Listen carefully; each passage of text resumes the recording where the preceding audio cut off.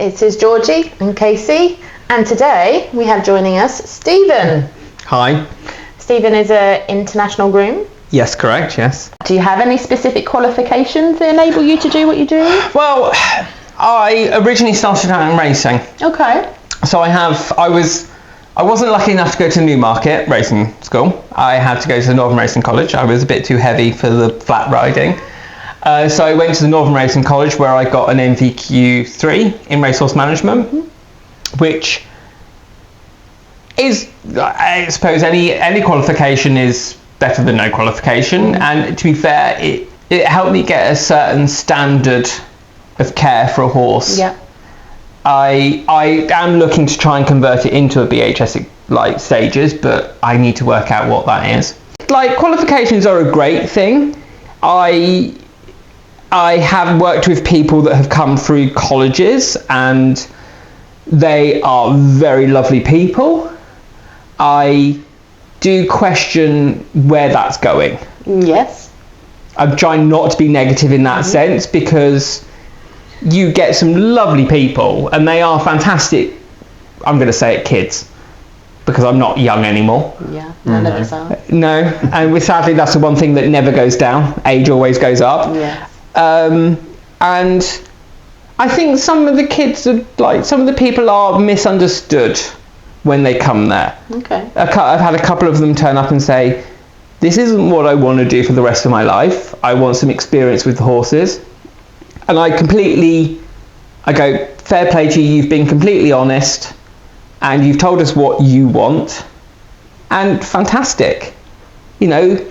But then you get some of them and be like, oh, you know, I really want to be a rider, I want to do this, I want to do that.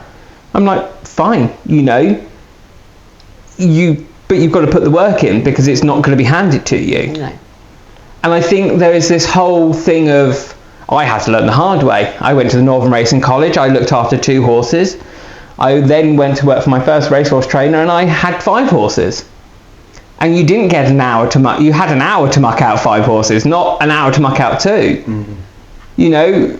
So have you found that people that have come through more like a college-based learning, the reality of what a professional yard is a bit of a culture shock for them?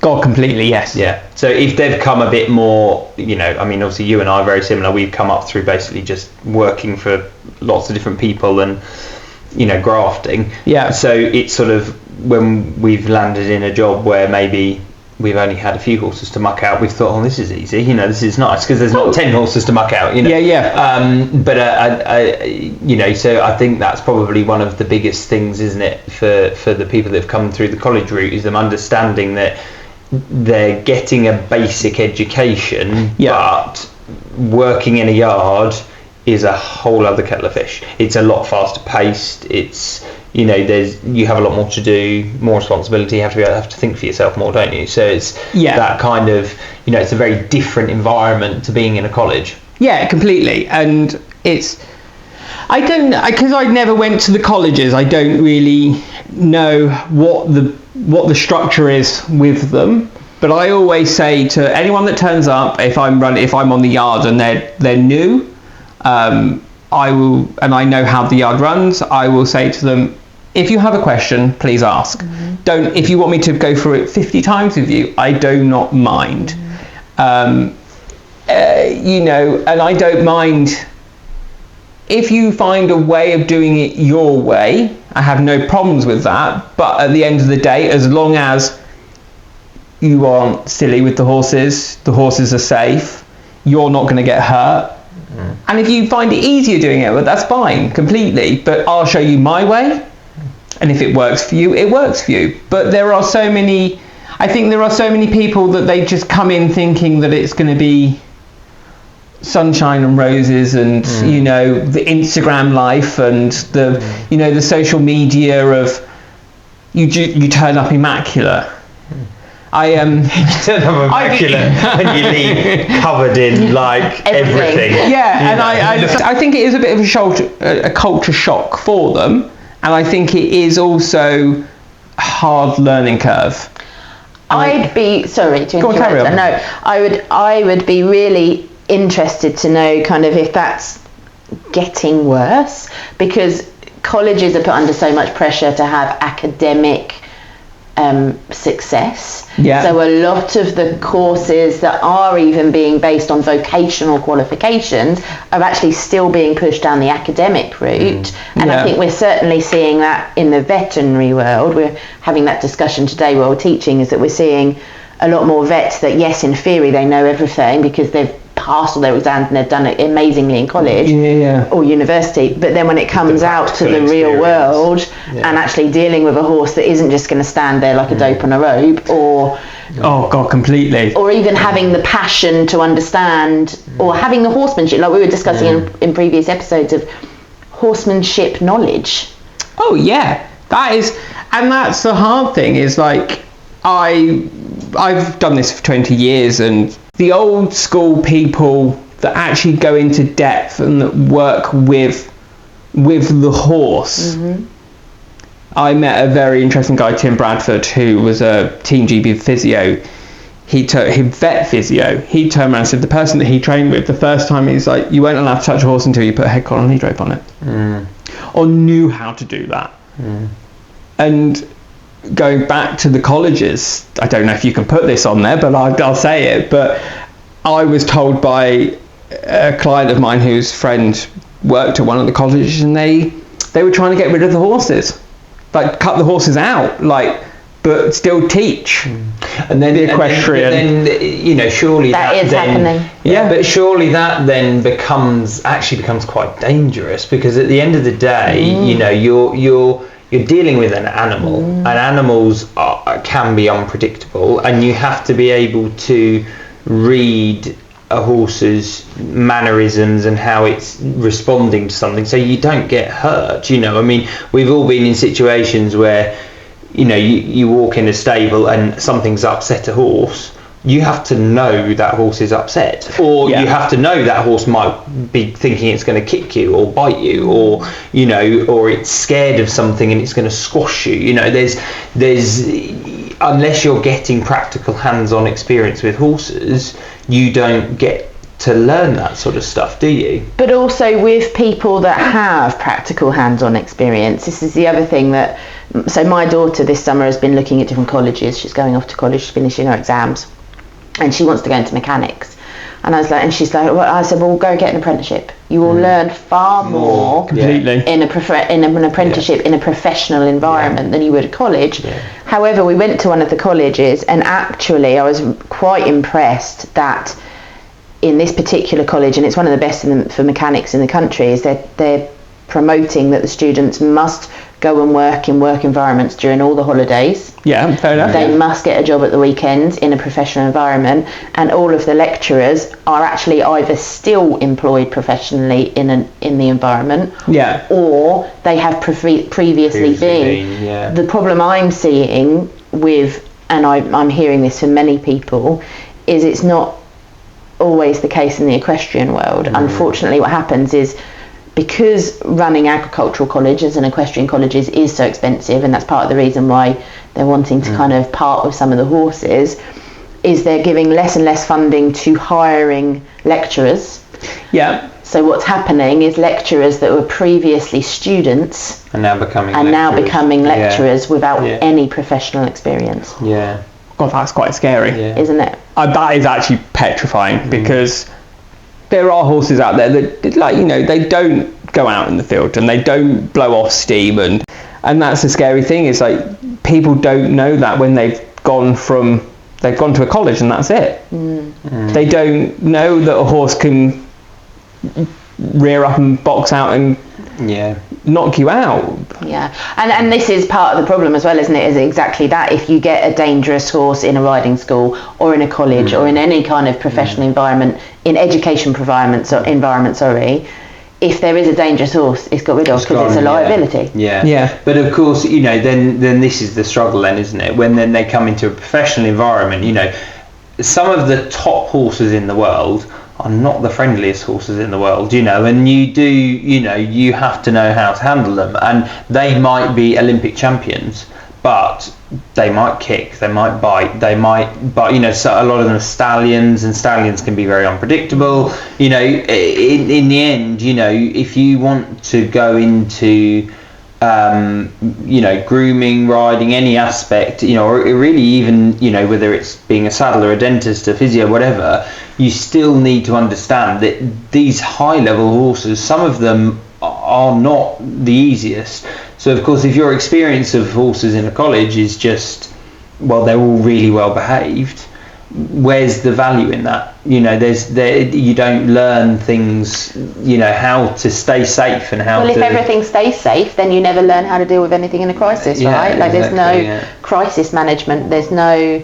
Oh, no, completely, yeah. And that's definitely, if an accident happens, in the colleges, obviously, and I'm saying colleges, but any educational institution with animals, the lecturers are the one that sweep in and have to deal with it, so the students are kind of pushed to the side and don't necessarily learn hands-on. Yeah, and it's funny because you saying that, you get the college kids turn up, and I do a lot of clipping. I used to do all the clipping on most of the racing yards, and I actually enjoy clipping. That's the sad thing. I'm mostly not the most health and safety because I put music on and I get on with clipping, but also you're learning the horse as well while you're doing it. You're learning what bits they don't like, and then actually you can relay that to people and be like, oh, I thought it was a little bit sore through its neck, or it was a little bit sore in this part of its body. So you're getting to know the horse a bit better with like that part hands-on, literally. And when I teach people how to clip, I'm like, I'm going to help you, I'm going to show you how to do it, but then also I'm going to take a step back. I'm never going to put you in danger, but you kind of have to learn the hard way on that bit. And you've met my dad. My dad always said you learn from your mistakes. Absolutely. But one thing I do find is a lot of people are afraid to make mistakes, which I'm also afraid to make mistakes, and I've been doing this 20 years. But if you've made a mistake, own up to it. If you lie, you're just digging yourself into a hole, because we've been doing this 20 years. We're not silly. We know how mistakes happen, and we know... We've probably done them. It's because we've all done it ourselves. Exactly, yeah. Completely. We've all been that one that's thought, oh, that was me. Whoops. Yeah, completely. But I always find, if you own up your mistakes now... Well, that's nice and fruity. That's fine. I was like, nice and fruity. If you own up to your mistakes now, the consequences are less, like not that you're going to get fired, you're not going to get the sack. Like, everyone's different. Some people might get the sack for what they do, but I think you're kind of like, you're pushing your luck by having someone, if that's your attitude towards your staff. But own up to your mistakes, make them. But learn from them. Yeah, as long as you learn, then that's the main thing. And if you've done it 3 times, then, God, I think you need to get a new career. I question that every time I make that mistake. I make a mistake.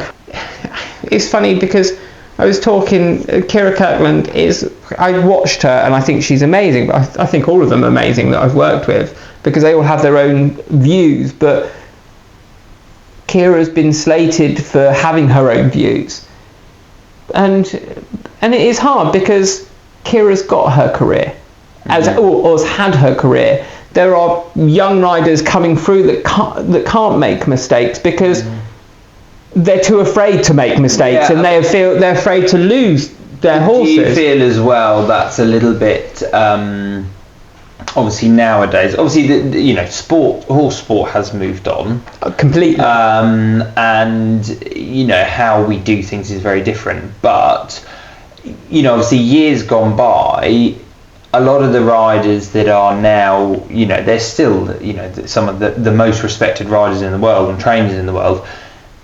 When they made all their mistakes, nobody knew about it, because social media and smartphones. Exactly. Nobody knew about it. They made their mistakes and they learned from them. They moved on. Nowadays, because everything is very in the public eye, it almost makes people too scared to try something different or do something different, or follow what they think they should be doing, because they're worried, if I get it wrong, then everyone's going to know about it and everyone's going to see it and everyone's, going to criticise me. But it's because you learn from your mistakes, because you don't have that. But then I had to go to work. Mm-hmm. Well, you found an outlet that you're clearly passionate about, and that's what, I think being a parent myself, I look at my child and I go, if you can find something that you are passionate about and you can put your all into and makes you happy, but also able to live day to day, then you're winning in life, quite frankly. Job, I was taking home £600 a month and having to live off that. Well, yeah, I mean, I think that's the thing, though, isn't it? I mean, we've all done. I mean, I worked jobs when I was younger that were, really not very well paid. But you do learn. Probably what I gained out of the job in terms of knowledge actually was very valuable to me, and it has been very valuable to me. So at sort of this stage in my career, I can look back and go, well, actually it was kind of worth not earning the money then, because what I learned from that situation. I work for very wealthy people, and they've been very spoiled in that process, but you also they can pay you whatever you want. We've both been in that situation where we haven't been paid what minimum wage should be, because things aren't going down in price, everything goes up, and fuel, bedding, like you've got to get the horses. What would you say to like a person that's doing the job, like starting out? Like, I can imagine there will be people that will take on horses because they want the name, do you think there should be a basic for everyone, that you go, right, this is what the industry should charge? Like an owner, I may be talking out of term here, but I see what you're getting at. I think in the end, riders and livery yard owners and anyone that's running a business with horses, I think, are all guilty of not charging enough.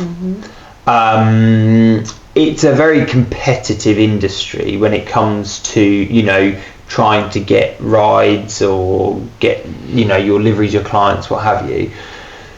But I think a lot of people are guilty of not charging enough in the first place, which then has a knock on to everything but beneath it, so it's no good really. And I mean, and I've been there, because I've learned the hard way with a lot of these things of having a full yard, but a full yard of horses that aren't paying enough. So then actually I can pay my grooms, but not really what they probably deserve to be paid. I often haven't earned any money myself. I think, there is, for me, when it comes to employing grooms, I think there's got to be, employers have to be able to kind of lay out to people, to potential employees, what their expertise are worth. So if you're fresh out of college or a young teen with limited experience, you shouldn't be expecting to be earning the sort of wage that somebody like yourself, who at the end of the day now, with your qualification in experience, but your skill set, what you can do, you can do everything. So as a rider, I could walk out of my yard for a year probably and just leave you there. All those horses would be looked after, they would be fit and healthy when I come back, everything would be done, because you have that experience. If I did that with some young person that's newly qualified or whatever, or they don't have any real skill, it'd probably be absolute pandemonium when I got back. So there's got to be, I think, when people are paying staff, they do have to look at what can they do. So they're either a minimum wage position, or they've got to be more than that. And but I do think that the people that go in at a minimum wage should be sort of told how, if they can gain these sets of skills, you go on to the next pay grade. It's almost like in a lot of jobs you have pay grades, don't you? Oh, God, completely, yeah. There is a slight feeling still in the horse industry that, especially with employers, that almost like the groom should be privileged. They should feel lucky to... Is your mic on? Yeah. They should feel lucky to be able to work for said prestigious rider or whoever it is, and therefore they shouldn't need to earn very much money. But I think in reality it's still a job, isn't it? And you've still got to be paid to do your job, and everyone has their expenses and they have to be able to live. So, how do you find it in terms of, how grooms are treated nowadays? And my dog found a toy. You might get a squeak in a minute. How grooms are, treated completely in the industry. But this is the whole I said to you about owners being able to pay properly and riders being able to pay properly, and not just going on that whole thing of you're doing it for the love of the horses, because at the end of the day house prices aren't going down. Grooms struggle to survive. I've always been paid, bar the one job, I've always been paid fairly well, and racing is... So do I need to just take the toy out away from the job? Oh, Corbett. Sorry, darling. Do you want me to restart that? I can't remember what... no, we've gone on the whole thing of owners and riders taking advantage of grooms doing horses. the love, doing the job for the love of it, but actually love doesn't put food on the table. Well, I suppose it does if your parents are paying for it, but it's funny because I've been very lucky. Bar the one job, I've been paid fairly well with everything I've done, and there are cases where people can't do that, and but you kind of half hope that they would be able to support the groom in other ways. Yeah. I think it also depends on what stage of your career you are at as well. Like there is an element of, do you stick with some jobs at the start of your career because it offers you that more experience whilst you have less responsibilities? Yeah, completely. To gain that experience, to then further your career, to take you on to the next step where you can then, historically that's how it's always been, and not just in the horse world, in any world, right? You start as an apprentice or a youngster and as a floor sweeper even, and you work your way up through experience and through time. But it's that whole apprenticeship thing again, isn't it? I don't know what the pay is for an apprenticeship nowadays. So but you get some apprenticeships, they get paid £75 a week. Just kind of going dear God, and you're expected to. But this is the thing. It's like you're expected to work like a dog for that £75, and then that's when this is where you kind of got to step in and go, hang on, there should be not a governing body, but in racing they are so restricted. I've been very lucky to work in that industry. You get a minimum wage. We also then had to pay into a pot, shall I say, like a rehabs. Like if we got injured or we were off sick, or we paid into it, the trainers paid into it, so that if we became ill or we broke a bone or we were badly hurt by something, after our sick pay was up, we still got paid full pay. I've been told where you get injured, you don't get paid. I don't think that's completely legal. I'm lucky enough that my partner is very, very money savvy in the industry he does. He doesn't work with horses, and I think that's why we work so well. He came up to me and turned around and said to me, when I decided to go freelance, he was like, oh, you need to charge this month. And I went, no, that's not minimum wage. And he was like, no, what is the minimum wage at the moment? £12.50, £13.50 or something like that. It's something ridiculous. I don't employ anyone anymore, so I don't. But that's not minimum wage. That is what you. If someone was fully employing someone, that is what that person should be taking home. That's what that person should be. But then the employer has to pay sick pay, holiday pay, national insurance, everything like that. So when you're freelance, I don't have anyone to pay that for me. So when I come up to a client and say, everyone says that I'm quite cheap, I have no problems with telling people I charge $16.50 an hour for someone that's 10 minutes down the road, because I don't have to put fuel in my car. I don't have to I can go home and buy my lunch, cook my lunch. I don't have to buy lunch. So but then the further afield I go, I may charge a bit more, I may put fuel money on top, but you want my experience, you pay that. But anyone that's starting out, there should be a guideline of, this is what you get paid. If your accommodation is provided, then fine. Then there should be I think there is a certain amount that the employer has to take off. I think they can only take. I want to say they can only take $300 a month off the wages for.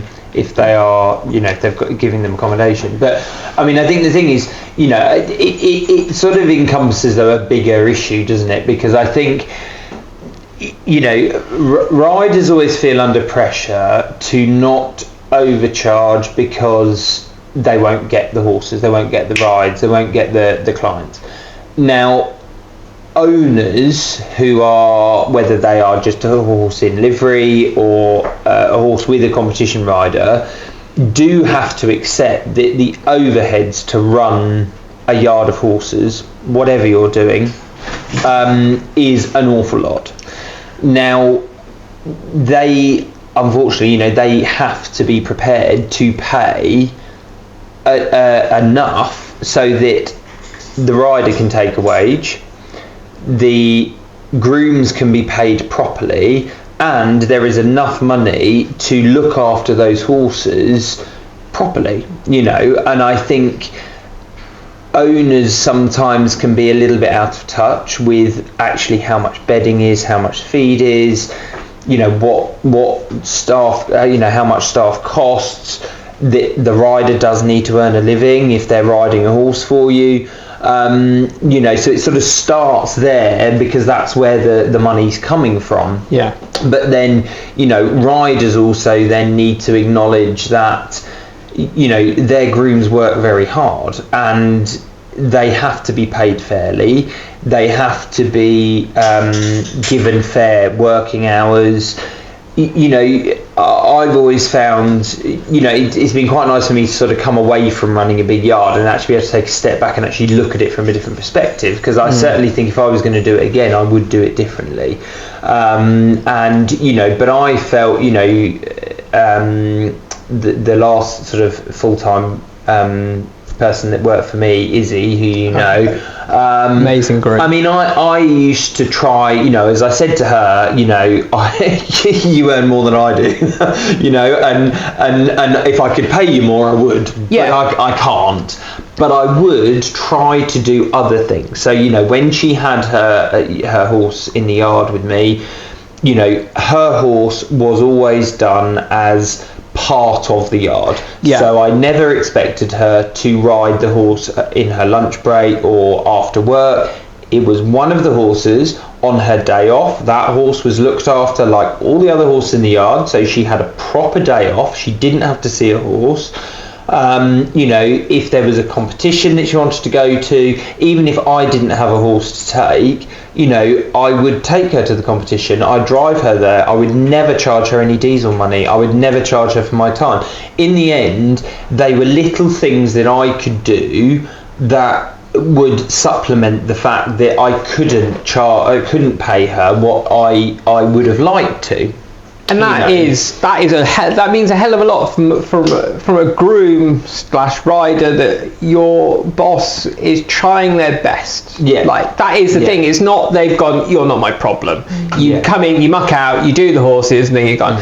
And it is that whole thing of, you know, we're old enough, we've been there, we've done that, got the t-shirt. Even if social media can also play a good part and a bad part, you know, even if there's just that little thank you, or at the end of the day, I'd always try and say, if we had a part-timer come in, I'd be like, thank you so much for your help, I really appreciate it. And if someone says that to me now as I come into the yard or leave the yard, thank you so much for your help, it means a lot. And manners don't cost anything. Thank you goes a long way. I mean, I still, you know, even now, even though my horses are in full livery, you know, I'm not paying those groups. Well, indirectly I'm paying them, but I'm not paying them directly. I'm not their employer. I still thank them when I leave the yard, or when they leave, and what have you. I still thank them, because I think, well, actually, you're looking after my horses here. You're working hard. You're doing a job. You know, yes, it's not. I'm not paying them directly. I'm not their boss, but it's still sort of decent to just thank somebody for what they're doing. And I mean, I've seen grooms being spoken to horrendously by riders, and by you know, sometimes their owners as well, you know, and being spoken to so badly, and you think that's just not even, you just don't speak to people like that. It's just not fair. See, and this is the other hard thing, is like, you sorry, stop, I love you too.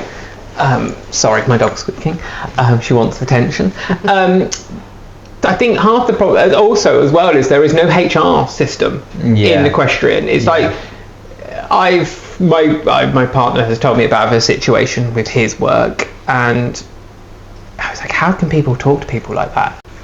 You have got to have a certain amount of respect for every person that works in the yard, and it's like, I get on with most people I work with. I work with some amazing grooms at the moment that are so underestimated. Like, if you have respect for people, people have respect for you. Absolutely. And yeah, it is. I haven't had that problem of having to employ people, and I suppose you talk to so many people, and I think you've got a new friend. Yeah, but I think on the flip of that, you know, I mean, I have had people come for interviews that have been, you know, fresh out of college or something, and they've been told, well, you know, you should be starting on a salary of you know, X.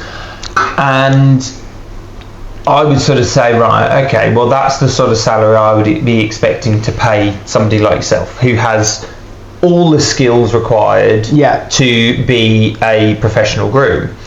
And then when you sort of interview them further and you ask them, you know, can you plait? No. Can you clip? No. Can you lunge? No. Can you, I don't know, can you provide basic first aid? No. You know, can you drive a lorry? No. You know, you start to go, well, how are you justifying this salary?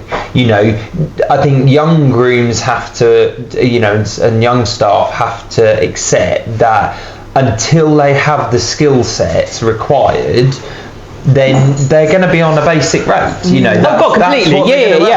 you know, they can't expect to be going in at the top. But then, do you think that there should be I'm trying to work out the right words for this. Do you think there should be a governing body that everyone that's sort of BD registered? Yeah, exactly. Yeah. Everyone that rides under BD, BHF, like anything like that, that there should be someone, like, because we've got the International Grooms Association, there should be some, like, I personally myself, I think there should be some person that comes in, some sort of guidelines. And not just because I have to pay for my own insurance, I have to be paid to be part of the International Grooms Association. But I haven't had a letter come through saying this is like, as this is what you should be charging. Yeah, exactly. There's no. They take your money. They send out a leaflet. They don't. If you don't like, this is a slightly thing that annoyed me. Sorry, I'm mostly badgering on about this. This is a slightly thing. I rang up, or I went onto their website, put in all my details, and I didn't quite buy. They rung me up, going, "Oh, is there anything you need to know?" Like, not going, right, we see you've entered your details, what can we help you with? Like, I think there should be in racing you pay, as I said, the rehabs and things like that. I think there should be something with show jumping, eventing, like any riding school, anyone employed by that, you know, employers and employees should pay for that advice. You know, if you are self-employed, then yes, okay, fine, you pay your own way because that's why you're charging that little bit extra. But I do think there should be a helpline or a basic thing. I mean, probably it would help people because, you know, in the end, I think, again, you know, we've sort of said in the past that the hard thing is because we've all started this as our hobby. Yeah. And then we've turned it into a career, whether it be a rider, a groom, a saddler, whatever. Yeah. It's very hard to know what to charge because you kind of go, well, what is my qualification? You know, what is my, you know, what am I charging for? And I think some sort of guidelines for, you know, employers, if they're taking people on with, you know, how old somebody is, how many years experience they have, you know, what skills they have, you know, like for example, you know, I know you've done your, you know, not only do you have your HGV, but you did your Arctic, didn't you? So you can drive those massive lorries with a trailer on the back, you know. So, you know, and you've got all your qualifications to be able to drive horses abroad and across Europe and all the rest of it. So that to me is you know, it's an added qualification that should be rewarded. So if you're employing a groom who, you know, has very limited experience, then you need to have an idea of what should they be paid. Oh God, and completely. then also it would help manage expectations because, of course, if you're going into the industry, you can go, okay, so when I start off, I'm probably going to be on about this a year. You know, a bit like estate agents, isn't it? It's kind of, they'll be on 20 something a year and their commissions and whatever, but you know, they know if they work their way up they can get a bit more and a bit more and a bit more. So if you know that you're entering into a career where there is career progression for a start, because I think, you know, it's very easy, I mean, and I'm sure there are a lot of grooms, I mean, I've known grooms who, you know, are working, you know, they're very experienced and they're being paid £1,000 a month. And you think, well, how are you only earning that when they've done it for years and years, and have a wealth of knowledge, you know. And then you see the riders and the owners rocking up in brand new Range Rovers, Aston Martins. And I mean, it is a bit of a kick in the teeth, isn't it? You know, God, I mean, completely, you've got a groom that's there working their arse off, and the riders, and you know, don't get me wrong, there are a lot of riders that earn no money. But some of them, they're earning pretty good money, and they, you know, they sell some horses well, and you know, they do charge quite a lot. And you know, if you're the groom and you're feeling, well, I'm not being paid very much, but like you say, they're turning up in all their fancy gear and all the rest of it. You know, you think, well, all right, the balance is wrong here somewhere. I met an amazing groom, and I walked away and I went, oh my God, what are you doing? She loved the horses. Bless her. She if she ever listens to this, she'll know who she is, and I really hope she does realise how good she really is, because she is brilliant. She told me that once that her employer hadn't paid her for 6 weeks. Oh, sorry. And how you get picked up? Goo, stop being a pain. She hadn't been paid for 6 weeks, and she was on, if I said minimum wage, we'd be pushing it. And she turned around and said, my boss turned around and said, when she gets her bonus, she will get some of that. And I'm like, no, that's not how that should work in the slightest. That's not how you should be paid your money. And like, don't get me wrong, I'm self-employed. I have a very good accountant. I have a very good person that does my books for me. He's amazing. And he knows that. But like, don't get me wrong, if someone turned around and said to me, I'm really sorry, I'm struggling to get the money to you this month, I'd be like, that's completely fine, I understand that, you know, because we all, like, you know, you go off teaching because that's the way you make your money, and I can imagine you, like, being a saddler, people owe you money, which is not ideal, but at the end of the day, we are human, we all make mistakes, we all struggle, like, we're not multi-millionaires that can, you know, go and do whatever we want, whenever we want. There are limits to what our money goes to, but communication I think that is a big thing. If you turn around and said, if someone turned around and said to me, I'm really sorry, I don't have the money this week, but I have had clients that come up to me and said, I'm really sorry, I'm just waiting for the owners to pay me. And then they pay you. And then they pay me. Yeah. I have a client that told me that one of their clients owes them thousands. And I'm like, why have you still got their horses in your yard? Like, they haven't paid for months. But that does happen a lot. Unfortunately, I mean, there are riders that, you know, do end up being owed money and aren't paid. And the really hard thing, because I've been in that position, you know, not being paid by clients. And I think sometimes, you know, what they forget is that, you know, a horse still has ongoing cost.